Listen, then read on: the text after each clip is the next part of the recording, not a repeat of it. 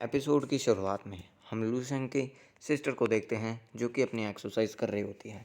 और फिर वहाँ पर लूशेंग कहता है इतना बुरा नहीं है, अच्छी बात है। और फिर ठीक उसी के बाद जो लूशेंग की सिस्टर होती है वो वहाँ पर थक हार कर नीचे गिर जाती है। और फिर लूशेंग कहता है आखिर ये कैसा था, आखिर तुम्हें कैसा फील हो रहा है, क्या इसके जो इफ़ेक्ट थे वो अच्छे थे या फिर बुरे। फिर उसकी सिस्टर अपने मुंह पे हाथ लगाती है और कहती है ब्रदर अमेजिंग, आखिर ये क्या था और आखिर ये इतना ज़्यादा अच्छा कैसे हो सकता है, फैंटास्टिक कैसे हो सकता है। और इसके इफ़ेक्ट्स तो बहुत ज़्यादा ही अच्छे थे। और लूशेंग अपने मन में कहता है लूशेंग कुछ तो बोल, कुछ तो बोल जिससे ये इन बातों को और ना फैलाए। हाँ, याद आ गया। फिर लूशेंग कहता है ये वही टेक्निक है जिसको तुम हमेशा प्रैक्टिस करती हो, बस ये उसका लेटेस्ट वर्जन है। फिर उसकी सिस्टर कहती है लेटेस्ट वर्जन, आखिर आखिर ये क्या होता है।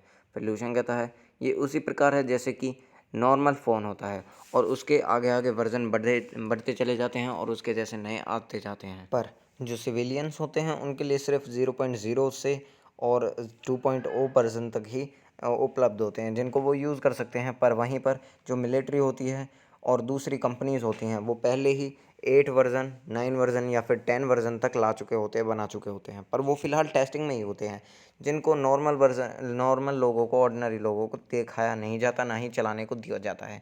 और ये बहुत ज़्यादा दूर होते हैं कि इनको ऑफ़िशियली लॉन्च किया जाए, इसलिए ये अभी फ़िलहाल टेस्टिंग में है और बहुत ज़्यादा लेट ही इनको चलाया जाता है, इनका बहुत लेट ही चलन चलता है।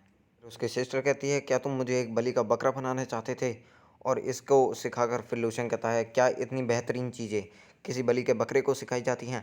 और फिर लूशन कहता है कि ये एक बॉडी रिफाइनिंग टेक्निक है जो कि बहुत ज़्यादा ही ख़ास है और लॉन्च का होने में इसको बहुत ज़्यादा ही समय लगने वाला है, इसलिए तुम्हारे लिए तो ये बहुत बड़ी बात है कि एक ऑर्डिनरी पर्सन इसको यूज़ कर पा रहा है।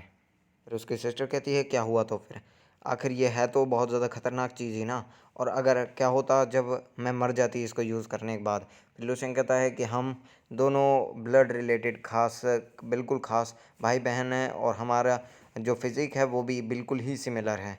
तो आखिर मैं तुम्हें मरने कैसे दे सकता था, तुम मेरी बहन हो इकलौती और मैं तुम्हारा एक प्यारा सा भाई। अगर किसी को मरना ही होता इसका यूज़ करने के बाद तो सबसे पहले मैं मरता, क्योंकि मैं इसको बहुत ज़्यादा टाइम पहले से यूज़ करता आ रहा हूँ।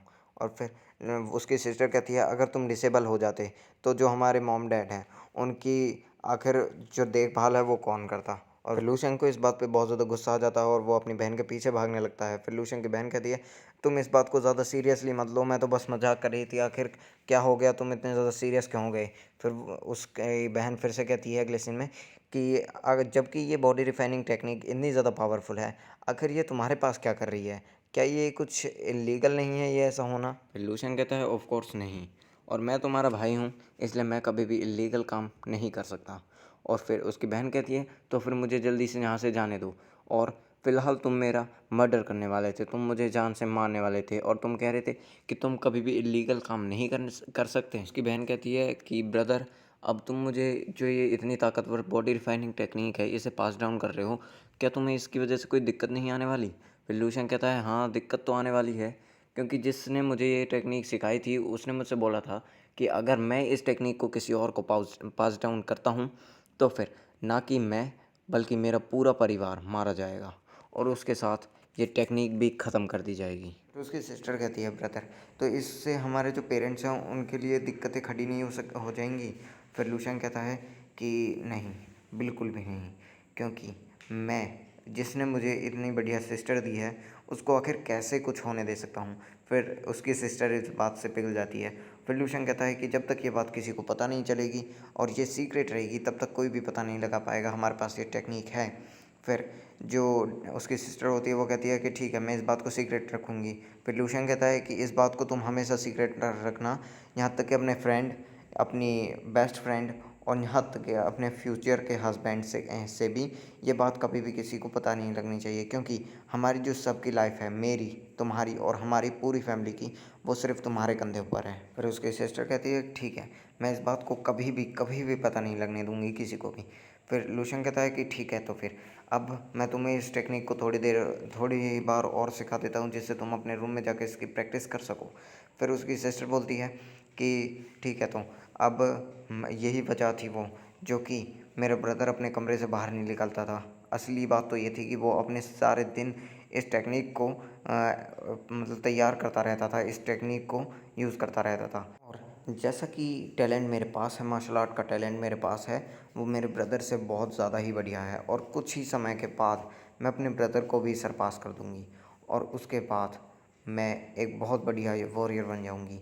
और फिर वो हँसते हुए कहती है कि मुझे तो जो एक्टिंग है उसमें गोल्ड प्राइज़ मिलना चाहिए, मैं इतनी ज़्यादा बढ़िया एक्टिंग करती हूँ। उसके बाद लू शेंग वहाँ से कहते हुए निकल जाता है कि मैं अब यहाँ पर दोपहर को बाहर जाने वाला हूँ, इसलिए जब भी मैं वापस आऊँगा तुमको रियल कॉम्बैट की जो चीज़ें हैं वो सिखाऊँगा और उसके पहले तुम जो मैंने अभी सिखाया है उसको सारे टाइम घर पे रह के प्रैक्टिस करो। फिर हमें वहाँ पर एक रेस्टोरेंट के जो बोर्ड है उसका सीन दिखाया जाता है और फिर हम वहाँ पे लिंगज़ू को देखते हैं, जहाँ पर लू शेंग आकर कहता है कि मुझे माफ़ करना, मैंने तुम्हें बहुत ज़्यादा वेट करवा दिया। फिर वहाँ पर लिंगज़ू कहती है कि मुझे पता है कि तुम्हें स्टीक बहुत ज़्यादा पसंद है, इसलिए मैंने यहाँ पर बहुत सारे पहले ही मंगवा लिए हैं। उसके बाद लू शेंग लिंगज़ू को धन्यवाद कहता है। लू शेंग वहाँ पर बैठते हुए कहता है कि कंपनी का काम कैसा चल रहा है, पहले मुझे ये बताओ। फिर लिंगज़ू कहती है कंपनी का काम बहुत ज़्यादा बढ़िया चल रहा है और हमने पहली बार में ही 4,98,088 कमा लिए हैं युआन। और वैसे तो ये कुछ ज़्यादा नहीं है, पर ये ऑर्डिनरी पर्सन्स के हिसाब से बहुत ज़्यादा ही है। और मैंने जो कस्टमर्स हैं उनको मिड से हाई तक के जो बीच में हैं उनको भी बना लिया है, मतलब जो जिसके पास ज़्यादा पैसा है वो हाई है, जिसके पास बीच का पैसा है वो मिड में है और जिसके पास सबसे कम है वो लो में है। तो मैंने इस कैटेगरी में भी नाप लिया है। और काम करें अगर सेल्स की, वो बहुत ज़्यादा बढ़िया चल रही है। लियांग जी स्वांग की सोप की बहुत ज़्यादा बढ़िया ही चल रही है। मैं इसे सोप ही बोलूँगा, पहले लिंग जी सोप बोलूँगा मैं इसे। हाँ, लिंग जी सोप जो है उसकी जो सेल है वो बहुत ज़्यादा बढ़िया चल रही है और हमने 20,000 कॉपीज़ को बेच दिया है अब तक और बहुत जल्द ही हम बहुत ज़्यादा फेमस हो जाएंगे और ज़्यादा पैसे कमाएंगे। फिर लूशन कहता है कि मुझे लगता है मैंने बहुत अच्छा काम किया है, तुम्हें ये काम सौंप कर। और फिर लूशन कहता है कि क्या तुम्हें कुछ पैसों की ज़रूरत है फ़िलहाल। लुंगसू कहती है कि अभी फ़िलहाल तो हमें पैसों की कोई भी ज़रूरत नहीं है, पर तुम बस वेट करो और जब फ्यूचर में हमारा बिजनेस बहुत ज़्यादा एक्सपेंड कर जाएगा और तुम्हें फ्यूचर में एक ब्रांच भी खोलनी पड़ेगी हमारे इस ब्रांड की, और उसके बाद हमें पैसों की बहुत ज़्यादा ज़रूरत पड़ने वाली है, तो तुम्हें उसके लिए लोन भी लेना पड़ सकता है। फिर लूशन कहता है तुम्हें जो भी पैसों की ज़रूरत है वो थोड़ी देर बाद ख़त्म हो जाएगी, क्योंकि मैं तुम्हें थोड़े समय बाद पैसे दे दूँगा। और फिर वो लिंगसू कहती है कि तो जो ये पैसों की बात है अब ये सारी तुम पे है और तुम्हें ही ये सब हैंडल करना है, पैसों की चीज़ या फिर फ़ंड की जो चीज़ें हैं वो। लिंगसू कहती है कि तुम्हारा यूनिफाइड एग्ज़ाम भी तो है, क्या तुम अब कहीं भी जाने नहीं वाले। और फिर लू सेंग कहता है कि नहीं, इस बार मैं कहीं पर भी नहीं जाने वाला, क्योंकि मेरा जो एग्ज़ाम है वो आने वाला है और मैं उसकी बहुत ज़्यादा प्रिपरेशन करना चाहता हूँ। और फिर जो लू सेंग है वो कहता है इसलिए मैं फ़िलहाल यहाँ से जा रहा हूँ, कहीं पर शिफ्ट कर रहा हूँ, इसलिए मैं तुम्हें नया एड्रेस अपना भेज दूँगा। लिंक्सू को कुछ फ़ील होता है और वो कहती है कि मैं तो भूल ही गई थी कि जो ये लड़का है, ये आदमी है, वो जब भी अपना कोई मूव चलता है तो एक बहुत ज़्यादा खतरनाक ऑरा को रिलीज़ करता है, जिससे दूसरे लोगों का यहाँ पर खड़ा होना मुश्किल हो जाता है।